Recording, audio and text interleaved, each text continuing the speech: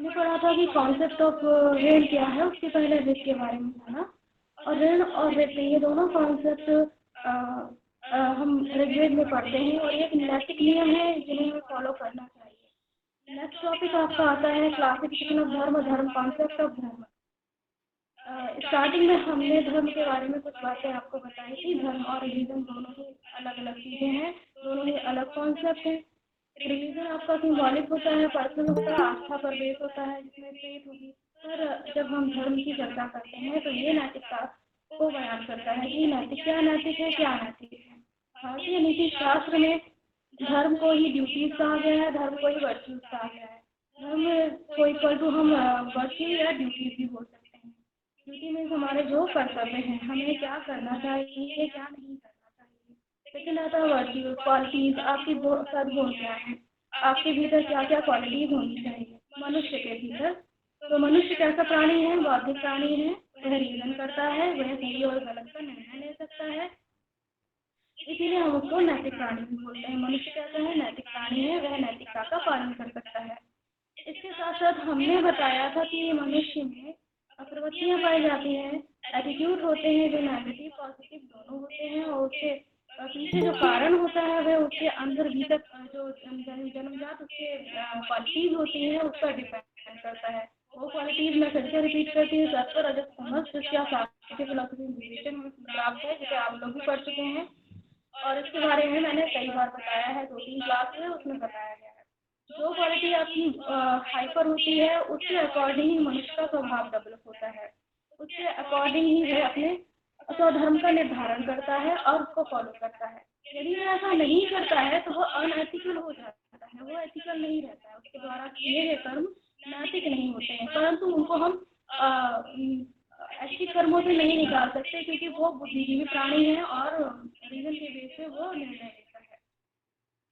जब हम धर्म की चर्चा करते हैं तो हमें पता होना चाहिए कि धर्म की डेफिनेशन क्या है और भारतीय नीति शास्त्र में धर्म को किस तरह से डिफाइन किया गया है। तो यहाँ धर्म के बारे में 2-3 बातें बिल्कुल एकदम क्लियर होनी चाहिए। धर्म रिलीजन नहीं है, धर्म ड्यूटीज है जो मनुष्य को हमेशा करते रहना चाहिए। जो नहीं कर रहा है वह अधर्म है, जो कर रहा है वह धर्म है। मतलब जो उसकी पॉजिटिव एटीट्यूड कह रहा है वह धर्म है, ये नहीं कि जो उसका नेगेटिव एटीट्यूड कह रहा है वह धर्म है। अब क्वालिटी के बेस पर हम बात करते हैं तो क्वालिटी तो आपकी किसमें कितनी हाइपर है उसके अकॉर्डिंग होगा। पर अगर यदि आपने ऐसा नहीं किया तो आप एंटी हो जाते हैं सद्गुणों के, आपके भीतर जो सद्गुण होते हैं उनका विकास भी नहीं हो पाता और कार्य नहीं कर पाते हैं। तो धर्म शब्द का कई अर्थों में प्रयोग मिलता है भारतीय नीति शास्त्र में। इसका अर्थ प्रकृति, नियम, न्याय, शील, कर्तव्य, कर्म इत्यादि से लिया जाता है। अब धर्म की जब व्याख्या करते हैं इसके एक्सप्लेनेशन में जितने फिलोसोफर हैं जो हमारे इथिक्स करने वाले विचारक हैं, इन सब में थोड़ा सा डिबेट रहता है और उसके बारे में भी बहुत विस्तार से चर्चा की गई है। स्टार्टिंग में किया था मैकल जैसे विद्वानों ने भी धर्म और नैतिकता को एक ही परिप्रेक्ष्य में देखना शुरू किया था। बाद में जब देखा कि धर्म और नैतिकता हम दोनों को एक नहीं कह सकते, इसके पीछे का बैकग्राउंड ये है कि धर्म को सिंबॉलिक अगर मान लिया जाए तो हम उसे नैतिक नहीं कहेंगे। हम किसी धर्म विशेष या संप्रदाय विशेष, धर्म को या संप्रदाय, धर्म का एक जो छोटा सा स्वरूप होता है जिसमें हम संप्रदाय को भी लेकर आते हैं, तो संप्रदाय विशेष से हम ये नहीं उम्मीद कर सकते कि वह नैतिक ही होगा। पर जब धर्म की यूनिवर्स की बात करते हैं, धर्म पूरे यूनिवर्स पर लागू होता है। इसको एक्सप्लेन करने के लिए हम संस्कृत से एक जो शब्द होता है ध धातु, एक धातु है। ध धातु का मतलब होता है कि जो धारण करने योग्य है या जो धारण किया जा सके, जो धारण किया जा सके। तो धारण मनुष्य क्या करता है, धारण करता है मनुष्य व्यवहार धारण करता है या कुछ अच्छे गुण धारण करता है। तो जिसे धारण किया जा सके वह धर्म है, या जो धारण करने योग्य है वह धर्म है। अब आता है आचरण का कोई प्रश्न उठता है तो वहाँ ऐसे कर्म जो वेद, श्रुति, स्मृति इत्यादि में वर्णित हैं वह सब धर्म के अंतर्गत आ जाते हैं। पर हम ये नहीं कह सकते जो वेद, स्मृति, पुराण इत्यादि में वर्णित नहीं है वह सब अधर्म है। ये चीज हमेशा याद रखना, धर्म और अधर्म यहाँ नैतिक और अनैतिक संदर्भ में लिया जा रहा है। तो जब चर्चा करते हैं कि जो हमारे पुराणों में, स्मृति में, वेद में, वेद को सुश्रुति भी कहते हैं, श्रुति ही वेद है, श्रुति में, स्मृति में, पुराणों में, आरण्यकों में जो जो मनुष्य के व्यवहार संबंधी चर्चा की गई है वो सब एथिकल हो जाते हैं। वो सारे पॉइंट आपके एथिक्स के अंतर्गत आ जाते हैं, क्योंकि उसमें मनुष्य के व्यवहार के बारे में बताया गया है। हमें ये कर्म करना चाहिए, ये कर्म नहीं करना चाहिए, और देश में इसके वही रहता है कि हमें वही कर्म करना चाहिए जो स्वधर्म के अकॉर्डिंग हो, हमारा स्वधर्म जिनके लिए अलाउ करता हो या हमारी कॉन्शियस अलाउ करती हो। इस तरह के कर्म हमें करने चाहिए, वही कर्म नैतिकता के दायरे में आ जाते हैं। स्मृति, श्रुति इत्यादि शास्त्रों में जो जिन कर्मों का आदेश दिया गया है वह सब धर्म के अंतर्गत आ जाते हैं। श्रुति वेद है और स्मृति मनु या नारद या अपशस्पाद, ये स्मृतियां हैं हमारी भारतीय परंपरा में। इनमें जो बातें कही गई है नैतिकता के संदर्भ में वो सब हमारी धर्म के अंतर्गत आ जाती हैं। इसका मतलब ये नहीं है कि वही मैंने बताऊंगी कि जो इसमें नहीं, जिसके बारे में चर्चा की गई है, जो इन शास्त्रों में नहीं चर्चा की गई है, वो एथिकल नहीं हो सकते। यह कहा गया जिसमें उन बातों का, उन कॉन्सेप्ट का या उन कर्मों का निषिद्ध किया गया हो या उनको ना करने का आदेश दिया गया है वह अनैतिक है। जिन कर्मों को करने का आदेश दिया गया है वह एथिकल है, और जो करने के लिए मनाही है वह नैतिक नहीं है या धर्म के दायरे में नहीं आते हैं।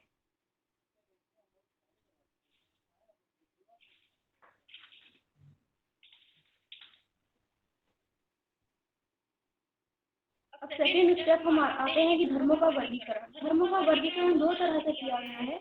एक फर्स्ट जो आता है आपका मनु द्वारा जो वर्गीकरण किया गया है, साधारण धर्म और विशेष धर्म, वर्णाश्रम धर्म।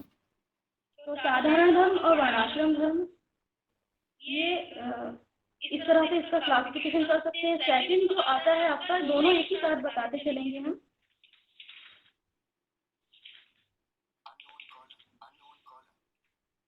सेकेंड आता है सद्गुणों का वर्गीकरण।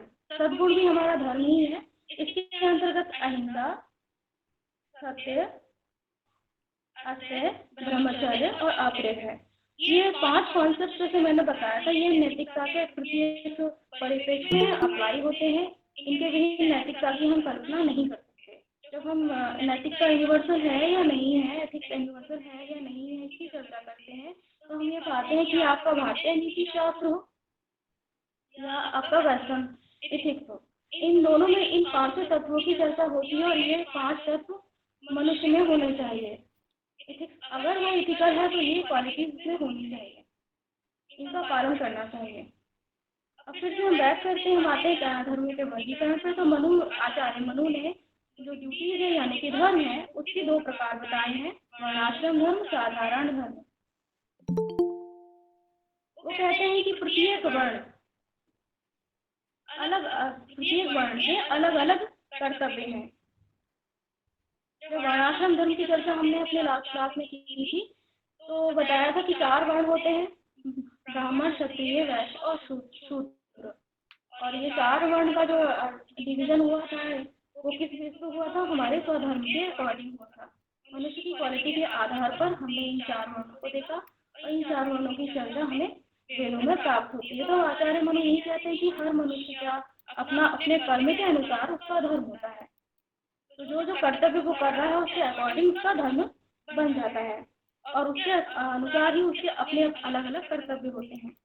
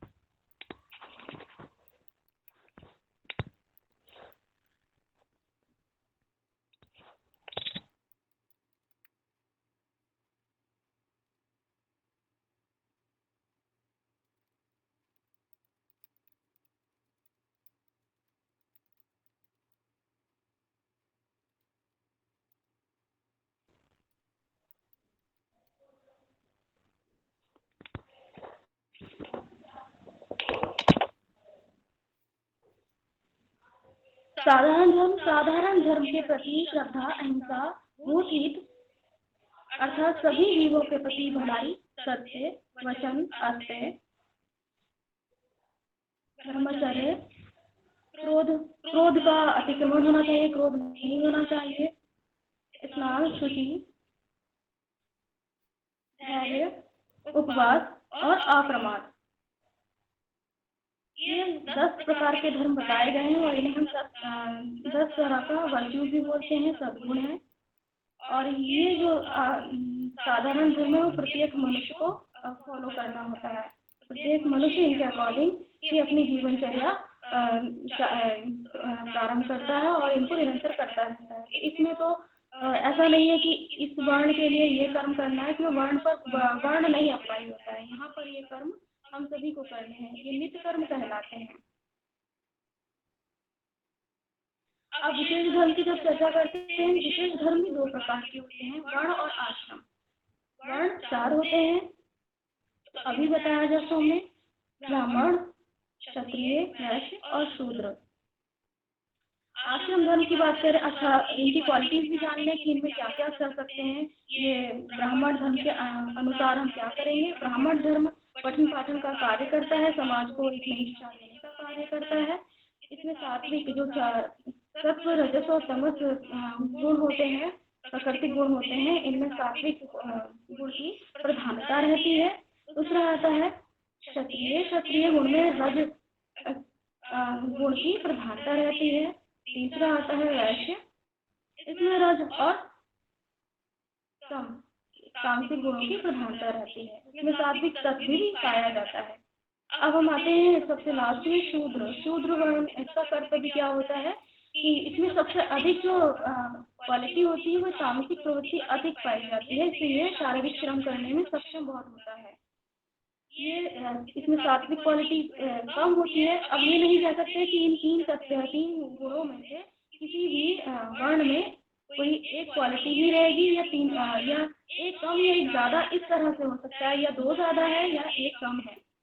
किसी एक को लेस करके हम किसी मनुष्य को नहीं देख सकते, क्योंकि ये तीनों गुण के मिलन से ही तत्व का यानी कि विंग का निर्माण हुआ है। ये तीनों क्वालिटी होना परम आवश्यक है। पर इसमें कौन प्रधान है, कौन सा गुण प्रधान है, कौन सा गुण प्रधान नहीं है, इस पर उसके कर्तव्य या उसका स्वधर्म डिपेंड करता है।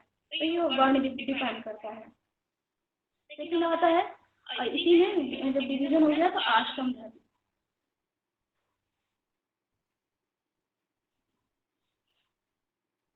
सभी आश्रमों के लिए धर्म की लंबी सूची है, पर ब्रह्मचर्य आश्रम के लिए मुख्य धर्म है। ब्रह्मचर्य पालन, गुरु सेवा तथा अध्ययन। गृहस्थ आश्रम के लिए संतान की उत्पत्ति तथा यज्ञ। और वानप्रस्थ आश्रम के लिए वल्पादी, मतलब जो वल्पादी का मतलब है कि ऐसा वस्त्र धारण करना जो बहुत सांसारिक ना हो, इसमें लिप्सा ना हो, अटैच्ड ना हो मनुष्य। इसे कहते हैं कि जब मनुष्य संसार में रहता है तो उसमें राजनीतिक प्रवृत्ति भी हावी रहती है। वो क्षीण हो जाना चाहिए। जब है वानप्रस्थ आश्रम की ओर जा रहा है तो उसको उसमें बताया गया कि उसे किस तरह के वस्त्र धारण करना है, किस तरह की दिनचर्या होनी है, किस तरह का उसका रूटीन होना, डेली रूटीन, इसके बारे में चर्चा की गई है। तो एज इट इज में लिख दिया कि वस्त्र धारण करना है और एक सामान्य दिनचर्या उसकी होनी चाहिए।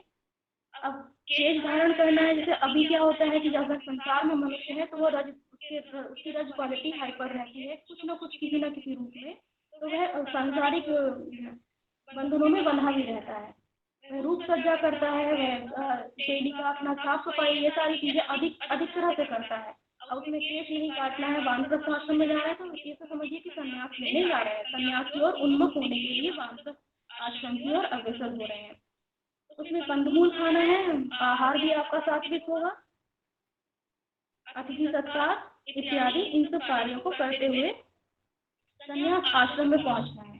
संन्यास आश्रम पर पहुंचने पर सभी यम और नियमों का पालन करना है। योग दर्शन में यम और नियमों की चर्चा की गई है। तो मनुष्य जब संन्यास आश्रम में पहुंच जाता है तो उसे यम और नियमों की पालन करते हुए अपना जीवन को मोक्ष की ओर उन्मुख कर देना है।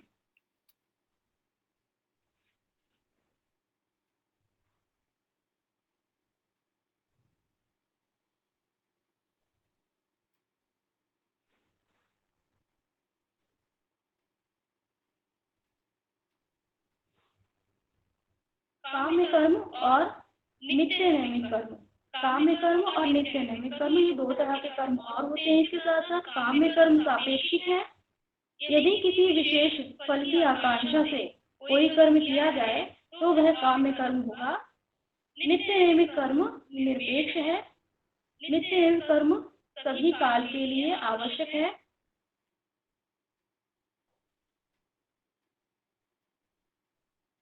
और ये कर्म सभी व्यक्तियों को हर काल में हर समय ये करते ही रहना पड़ता है।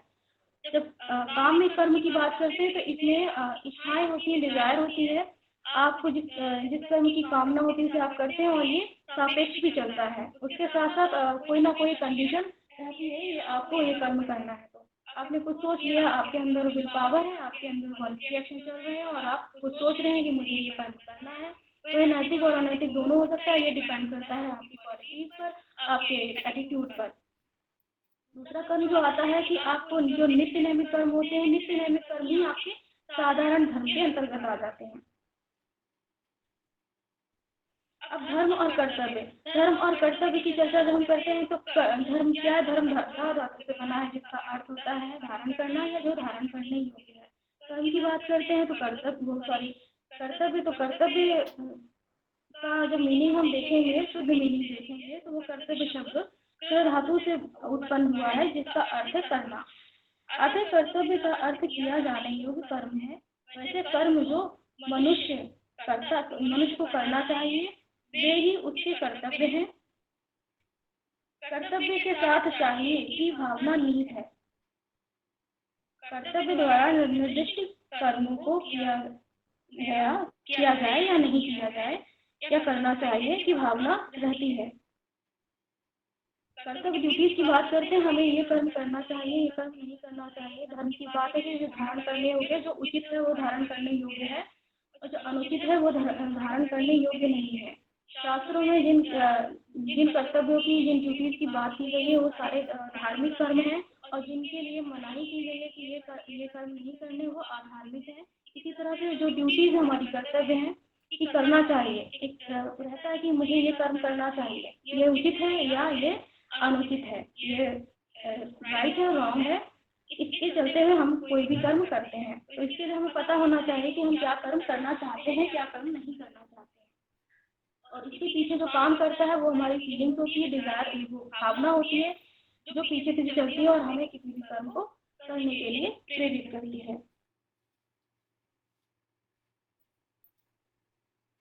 प्रत्येक मनुष्य का वातावरण और उसका व्यक्तित्व दूसरे मनुष्यों से भिन्न होता है।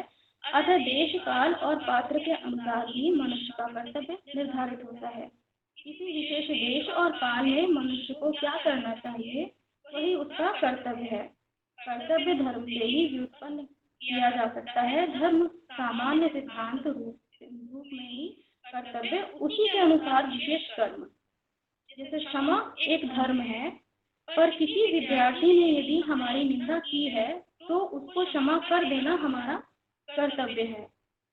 साधारण धर्म हमने पढ़ा, उसमें हमने देखा कि जो धर्म है मनु धर्म की चर्चा करते हैं और उसमें धर्म क्या है, धर्म के साधारण धर्म में 10 क्वालिटी बताई, उसमें से क्षमा भी एक उसका लक्षण है। तो ये तो धर्म के अंतर्गत आ गया। कर्तव्य और धर्म के अंतर हम देखना चाहेंगे तो क्षमा तो एक लक्षण हो गया साधारण धर्म का, जो आपका नैमित्तिक कर्म है, नियत कर्म है, जो करना ही करना है, साधारण धर्म के अंतर्गत आ गया। तो लक्षण देख लिया कि क्षमा है और क्षमा कर देना, यदि किसी ने हमारे साथ दुर्व्यवहार किया है तो ये हमारा धर्म बनता है कि हम उसको क्षमा कर दें। जो हमने क्षमा किया, कर दिया और हमारी भावना ने, यहाँ इच्छा ने हमारे काम किया कि हमें उसे क्षमा कर देना चाहिए, तो ये कर्तव्य हो गया। तो धर्म में आपको बताया गया कि क्षमा एक लक्षण है धर्म का ही, साधारण धर्म का, जो आपका नैमित्तिक कर्म के अंतर्गत आ जाता है। और हम ये जानते हैं कि हम हमारे भीतर एक इच्छा या हमारी भावना जो काम कर रही है वह कह रही हमें क्षमा कर देना चाहिए। तो जो भावना हमारी जो इच्छा है, जो भीतर से हमें प्रेरित कर रही है, यदि हमारे साथ किसी ने किया है और हमें क्षमा करने के लिए प्रेरित हो रहे हैं और बाद में हमने कर भी दिया तो वो हमारी ड्यूटी में आ जाता है। हमने फर्स्ट आपको बताया क्लासिफिकेशन ऑफ धर्म, साधारण धर्म, सामान्य धर्म, विशेष धर्म। और सेकंड स्टेप में हमने कहा इसी को हम सद्गुण में देखते हैं या कर्तव्य में देखते हैं, तो हमने बताया है कि 5 क्वालिटी जो 5 जो जो कर्तव्य हैं वो आपके ऑलवेज हमेशा चलते हैं, या राष्ट्रनीतिक को या आपका इंडियन एथिक्स को किसी ना किसी रूप में नाम चेंज हो जाता है, पर उसका जो मोटिव होता है, जो काम होता है, वो एक ही जैसा होता है। तो पंच महाव्रत है, सत्य, अहिंसा, इन सबका पालन करना ही चाहिए मनुष्य को।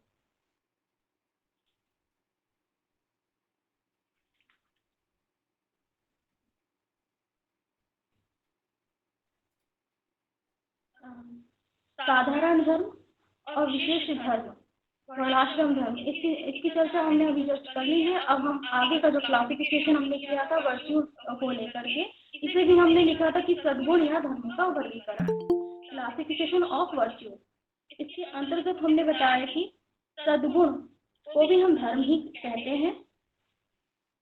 मनुष्य का चरित्र उसके कर्मों पर आश्रित है। बुरे कर्मों का वर्जन तथा अच्छे कर्मों का आचरण ही अच्छा चरित्र है। हमारे संकल्प पुण्यात्मक या पापात्मक होते हैं। पहले से सद्गुण और दूसरे से दुर्गुण उत्पन्न होता है।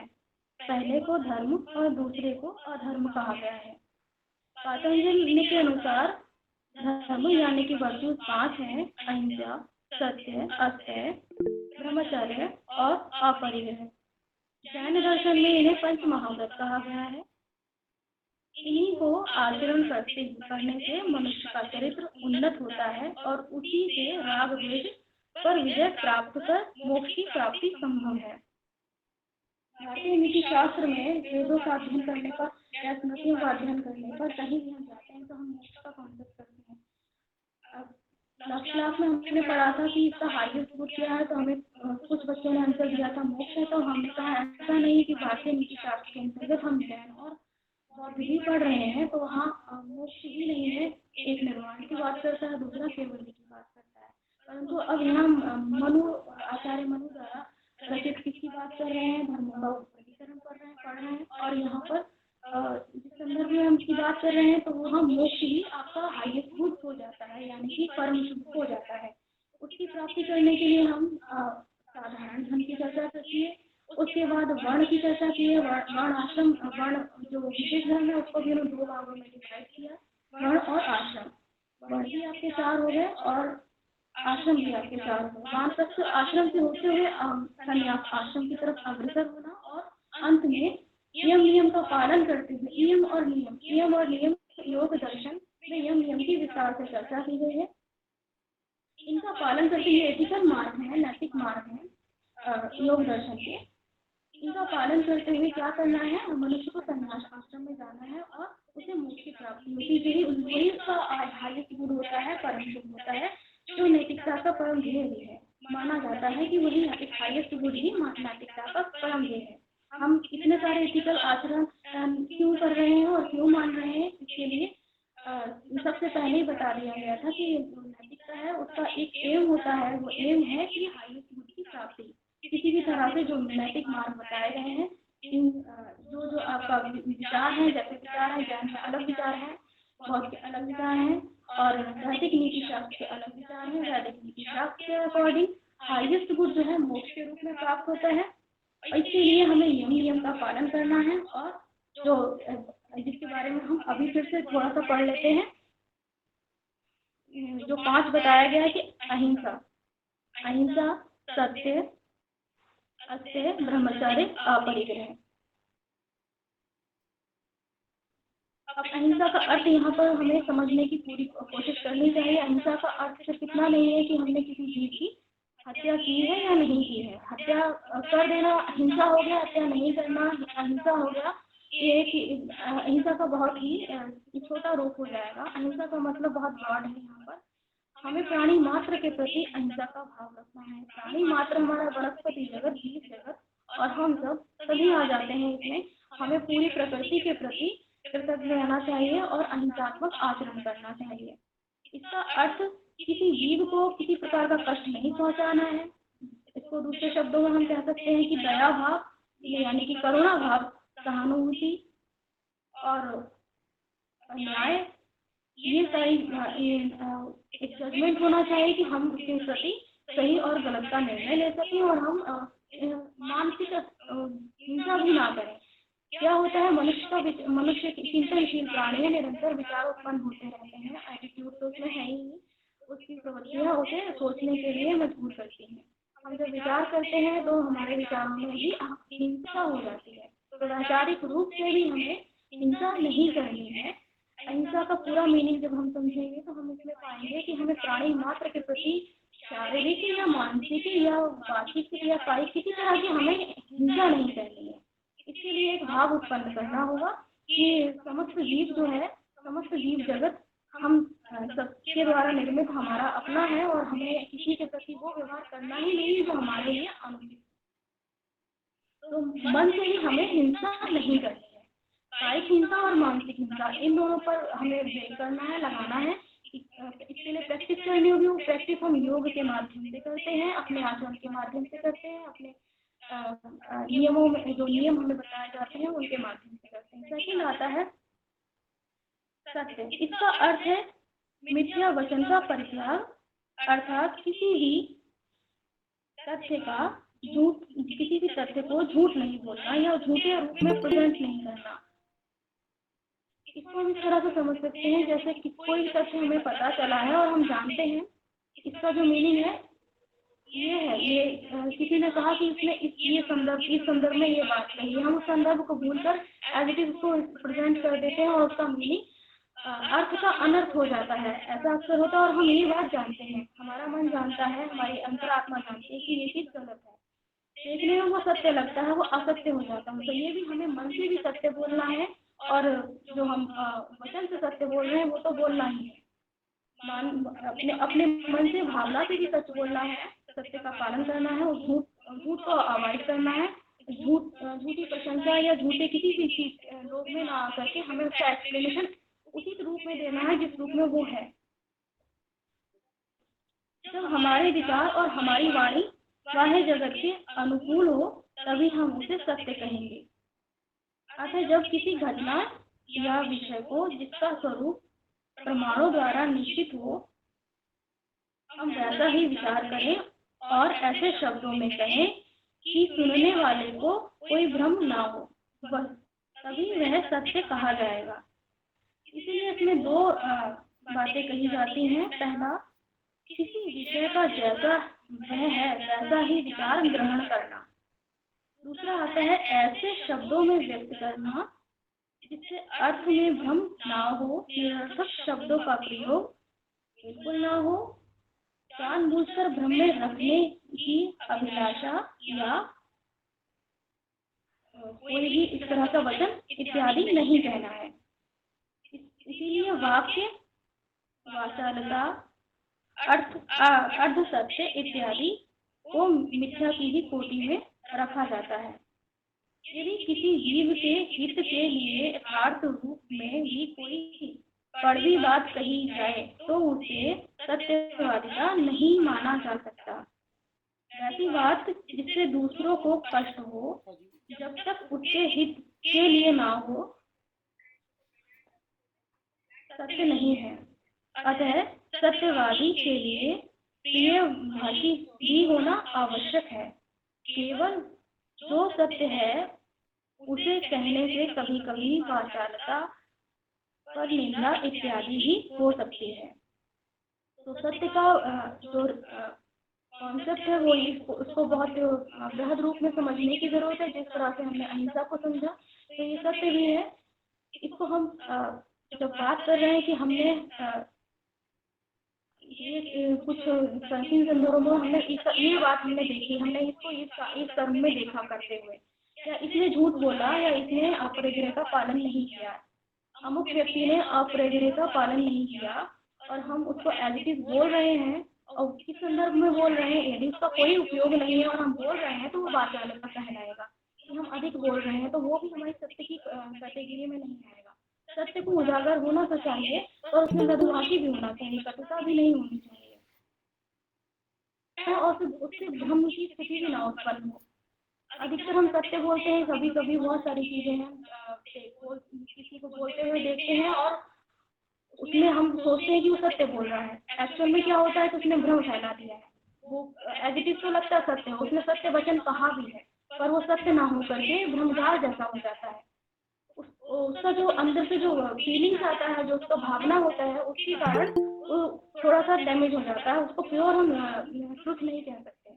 ऐसा भी नहीं करना चाहिए। जब सत्य की परिभाषा करेंगे तो सत्य मानसिक भी होना चाहिए और कायिक भी होना चाहिए। आपका एटीट्यूड भी वैसा ही होना चाहिए, भावना भी आपकी वैसी होनी चाहिए, इच्छा वैसी ही होनी चाहिए, सत्य के अकॉर्डिंग ही होनी चाहिए, और दूसरा जो आप बोल रहे हैं वो पॉजिटिव होना ही चाहिए। तो ये आपका सेकंड फिनिश होता है। थर्ड आते हैं अस्त्य। अस्त्य का मतलब होता है कि आपके भीतर किसी पराई वस्तु का, या जैसे कहते हैं चोर प्रवृत्ति, हमें कोई वस्तु आकर्षित करने वाली लगी, हम सभी सांसारिक प्राणी हैं, हमें किसी वस्तु ने आकर्षित किया, किसी वस्तु ने, किसी पर्सन ने, ट्राइजात कुछ भी हो सकता है, और हम उसको प्राप्त करने की अभिलाषा या इच्छा भीतर ही भीतर मन में बना लेते हैं। यह क्या होता है? यही अस्त्य की भावना है। ये नहीं होनी चाहिए। तो आ जाती है, हम सब सांसारिक प्राणी हैं और अटैचमेंट तो होगा ही होगा। तो ये नहीं आना, इसी की प्रैक्टिस करनी है। प्रैक्टिस करने के लिए जो पंच महाव्रत या फिर हमारे पास 5 नियम बताए गए हैं, इनको हमें फॉलो करना है। उनको फॉलो करते हुए ही हम जो एकदम आखिरी स्टेज होती है, संन्यास आश्रम की चर्चा की गई है, उस तक जा सकते हैं। वो फॉलो करना परम आवश्यक है। और ये फॉलो करना एथिकल व्यक्ति के लिए नैतिकता का भी एक अपरिहार्य अंग है। ये 5 पॉइंट जो हमेशा रहते हैं, ये किसी काल विशेष में बदलते नहीं। सत्य बोलना ही, सत्य होना ही चाहिए, अहिंसात्मक होना ही चाहिए मनुष्य को। अच्छे किसी भी दूसरी वस्तु को या दूसरे पर्सन को जिसके प्रति हमारा कुछ भी अनुराग नहीं होना चाहिए, अटैचमेंट नहीं होना चाहिए।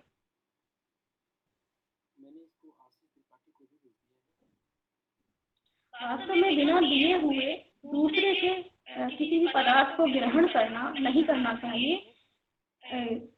केवल ये जो अस्त्यवादी व्यक्ति होगा, जिसके भीतर ये भावना होगी कि नहीं, जब तक वह मुझे देगा नहीं, मैं ये वस्तु नहीं लूंगा।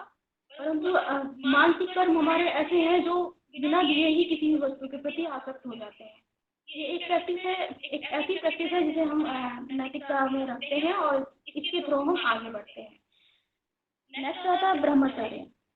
ब्रह्मचर्य इसमें होता है जो हमारे भीतर जो वासनाएं हैं, जो इच्छाएं हैं, उनका परित्याग। बहुत लोग ब्रह्मचर्य का अर्थ केवल काम वासना का परित्याग ही समझ लेते हैं, जो गलत है। वास्तव में ब्रह्मचर्य का अर्थ सभी प्रकार की कामनाओं का त्याग है। इसमें केवल गुप्त इंद्रियों पर ही अधिकार नहीं होता, अपितु सभी इंद्रियों पर अधिकार प्राप्त करना होता है। इसके अतिरिक्त केवल कर्म से ही नहीं, अपितु मन और वचन से भी वासनाओं का त्याग करना ब्रह्मचर्य का पालन करना कहलाता है। अतः सभी प्रकार की कामनाओं का मन, वचन और कर्म से परित्याग करना ही ब्रह्मचर्य है। यह भी हम अस्त्य या सत्य और अहिंसा इन तीनों की तरह ही लेंगे कि ब्रह्मचर्य का पालन करना सिर्फ ये नहीं कि हमने अपना कुछ डिजायर है, काम वासनाएं हैं, उनका परित्याग कर दिया है, उनसे हमने मुक्ति पा ली है, पर ऐसा नहीं है। काम वासना ही नहीं है, बाकी आपके जो स्वयं का ऑर्गन्स होते हैं, आपकी इंद्रियां होती हैं, वो हमेशा लिप्त यानी अटैच रहना चाहती है। हमें वो अटैचमेंट हर हालत में, हर कीमत पर छुड़ाने की प्रैक्टिस करनी पड़ेगी। ये भी एथिकल प्रैक्टिस के अंतर्गत ही आ जाता है, तो ये होना जरूरी है। अधिकतर जब ब्रह्मचर्य शब्द का अर्थ हम लोग सुनते थे तो यह मान लिया जाता था कि ब्रह्मचर्य का अर्थ है कि आप काम वासनाओं का जो उत्पत्ति होती है उन सबसे निजात पा लें, उन पर कंट्रोल करें।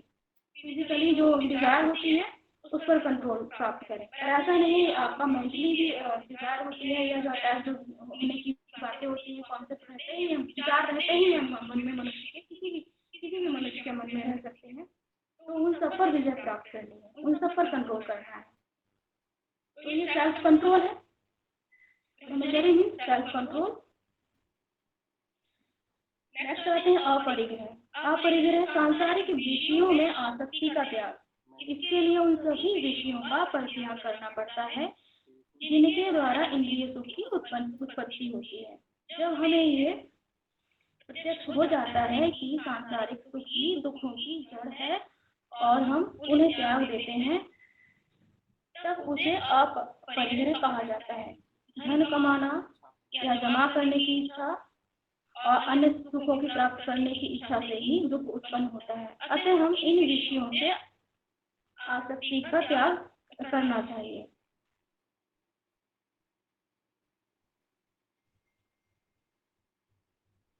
इसके विषय में कुछ बातें कही गई हैं। धर्म का पालन करने में किसी प्रकार का वर्ण या आश्रम का भेद नहीं किया गया है। सभी मनुष्यों के लिए धर्म बताए गए हैं, जिसका किसी के लिए भी कोई अपवाद नहीं है। दूसरा आते हैं जिसमें अहिंसा को सबसे अधिक महत्व दिया गया है, अतः इसे कठोरता पूर्वक नहीं किया गया। तो बाकी के जो चार हमारे पास पंच महाव्रत ये नियम आते हैं, नैतिक नियम, इनको फॉलो करना बहुत ही कठिन हो जाएगा, ये दुरूह हो जाएगा, नहीं कर पाएंगे। थर्ड आता है सत्य के विषय में भी यही ये कहना आवश्यक है कि केवल वास्तविकता को जानना ही नहीं, अपितु उसे ऐसे शब्दों में कहना कि उसका अर्थ वही समझा जाए सत्य कहा जाता है। साथ साथ सत्य अप्रिय नहीं होना चाहिए, इस बात पर भी ध्यान देने की आवश्यकता है। आज हमने धर्म की परिभाषा देखी। धर्म क्या है? धर्म, ड्यूटीज और वर्च्यूज, इन तीनों को अलग अलग पढ़ा और इन तीनों में क्या संबंध है ये भी जाना। फर्स्ट हमने क्लासिक सिस्टम ऑफ धर्म को मनुस्मृति के अकॉर्डिंग पढ़ा, इसमें साधारण धर्म और विशेष धर्म की चर्चा की गई। सेकंड हमने इसे ड्यूटीज के रूप में देखा, वर्च्यूज के रूप में देखा, जिसमें हमने नियम आसन इन सब की चर्चा करते हुए पढ़ा कि अहिंसा, सत्य, अस्त्य, ब्रह्मचर्य और अपरिग्रह, ये जो 5 नियम है ये नैतिक नियम है। और ये जो नैतिक नियम है ये किसी भी देश काल, किसी भी टाइम पीरियड के बंधन में नहीं रहते हैं और ये प्रत्येक मनुष्य के लिए अपरिहार्य है, बहुत जरूरी है नैतिकता को पालन करने के लिए। और इनके बिना हम किसी भी परम सुख को प्राप्त नहीं कर सकते, चाहे वो आपका निर्वाण के रूप में प्राप्त किया गया हो या फिर कैवल्य हो या मोक्ष हो। तो इन 5 नियमों पर नैतिकता आरूढ़ रहती है और इसके लिए सबसे इम्पोर्टेंट हमने देखा अहिंसा कितनी इम्पोर्टेंट है। यदि अहिंसा में ही हमने प्रॉब्लम कर दी, अगर अहिंसा हमारी कर्म से अहिंसा रही, मन और वचन से अहिंसा ना रही, तो वह अहिंसा पूरी तरह अहिंसा नहीं कहलाएगी।